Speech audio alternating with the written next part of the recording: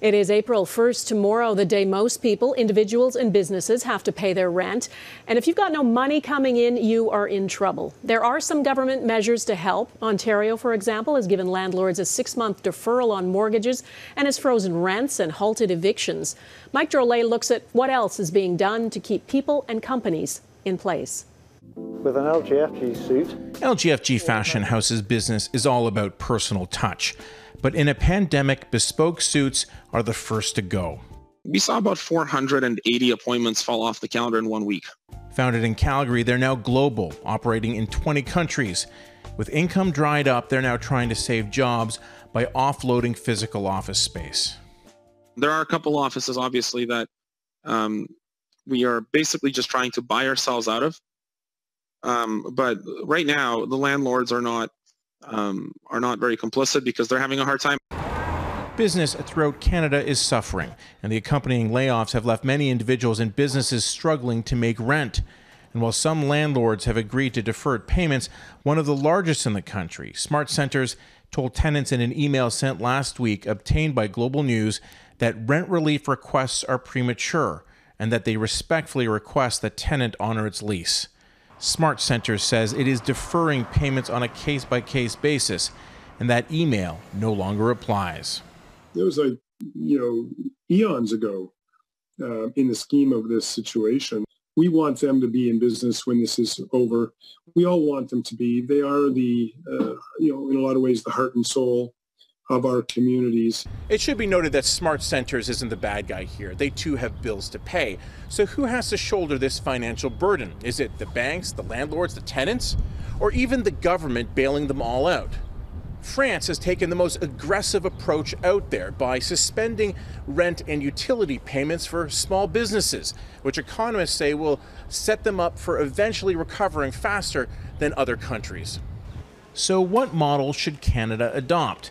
The federal government is offering wage subsidies and small loans that are interest-free for a year, which restaurant owners argue puts too much of the burden on them. On the other end of the spectrum, a group calling itself Save Hospitality is pushing for loan forgiveness. Economists say nobody is going to come out of this unscathed. I mean, this is going to be hard on everyone, but I don't think it's just the government. I think all the players involved in the system, from landlords and even to banks, may have to look at foregoing some of the very strict rules they have about people paying things on time. And they better figure it out soon, because the rent is due. Mike Drolet, Global News, Toronto. The only thing that keeps businesses that are still open operational are truck drivers and delivery drivers. They spend their days on the road, and now many say they can't find a place to use the washroom. Today, Ontario's Premier had a message for businesses and gas stations to have a heart and open their washrooms to truck drivers. Clean your washrooms, let them use your washrooms, because if it wasn't for the truckers, you wouldn't even be open. You wouldn't even have any items in your stores to sell if it wasn't for these same people that are hauling goods from one end of our country to the other and getting essential services through. So have a heart. Those two cruise ships with nearly 250 Canadians on board have now reached Miami after they were stranded at sea for 2 weeks. The U.S. Coast Guard is now working with Holland America to plan when they can dock. The Zaandam is infected with COVID-19. 4 people on board died, and nearly 200 others are sick with flu-like symptoms, including at least 9 who have tested positive for the virus. Its sister ship, the Rotterdam, is carrying what we believe are healthy passengers, but neither ship has been able to dock in Florida because of fears the passengers would be a drain on already scarce medical resources in that state. Big news for the oil and gas sector in Alberta. The stalled Keystone XL pipeline project is being kick-started. The Alberta government is investing $1.1 billion in the project.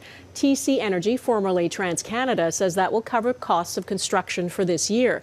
The 1,900-kilometer pipeline project, first proposed in 2008, would carry 830,000 barrels of crude a day from Alberta's oil sands to Nebraska, where it connects with the company's existing line to the Gulf Coast. Alberta is also giving a $6 billion loan guarantee so the company can finance ongoing construction costs. Keystone XL has been subject to all kinds of legal and environmental challenges, so why restart it now, especially when a barrel of oil costs about as much as a couple of cups of coffee? As Heather Yourex-West explains, Alberta sees it as an investment in the future. The last few weeks have thrown Canada's energy sector into turmoil, watching oil prices sink to levels the industry has never seen before. It is as bad as it's ever been, worse than it's ever been. It's too much oil being produced in the world. And as all of us stay at home, the demand for gasoline and jet fuel has really dropped. This week, the price of a barrel of Western Canada Select dipped below $4, forcing oil companies to cut their spending as much as they can. Capital budgets have been slashed by over $6 billion in the last 3 weeks in Canada.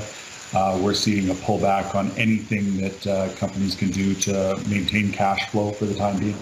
The spending cuts have meant more job losses in a province that has been struggling with employment since the last downturn in oil and gas. It's why Alberta's government is now pouring more than $1 billion into the construction of the Keystone XL pipeline, trying to get Albertans working while the sector weathers this storm. This is a big deal that will create thousands of jobs. It will help Alberta and Canada to recover more quickly from the brutal economic impact of the COVID-19 global recession. But energy leaders say more will be needed as they await details of the federal government's promised $15 billion bailout. We're talking to the federal government about pieces around liquidity, looking at what they did for the manufacturing sector in 2008 as one of the models. We're talking to them about regulatory flexibility. Help needed to ensure small and medium-sized oil companies can make it through the coming months, so they'll be able to return to business once global demand rises again. Heather Yourex-West, Global News, Calgary. We know you have lots of questions about this virus. Our Jeff Semple will continue to consult with experts and try to answer them. Email your questions at globalnews.ca, and our website also has a special page dedicated entirely to COVID-19. You can visit globalnews.ca/coronavirus.